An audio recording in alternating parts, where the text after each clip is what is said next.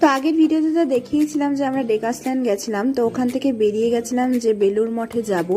তাই প্রথমেই চলে এসেছিলাম মেট্রো করে দক্ষিণেশ্বরে, তারপর ওখান থেকে লঞ্চ করে বেলুড় মঠ গেছিলাম। তো প্রথমে আমরা টিকিট কেটে নিয়েছিলাম, টিকিটে নিয়েছিল 11 টাকা পার হেড। তো এখান থেকে কিন্তু যাওয়ার সময় আমাদের 20 মিনিটের মধ্যেই বেলুড় মঠ পৌঁছে গেছিলাম।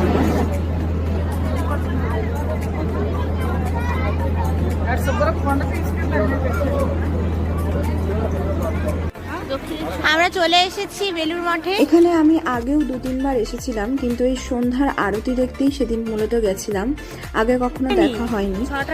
তো আমরা 5টা নাগাদই পৌঁছে গেছিলাম, তাই চারপাশটা একটু ঘুরে 6টা 20-তে সন্ধ্যা আরতি শুরু হয়েছে। তারপর ওখানে ফোন ব্যাগে রাখতে বলেছিল, ফোন ওখানে ভেতরে অ্যালাউ ছিল না।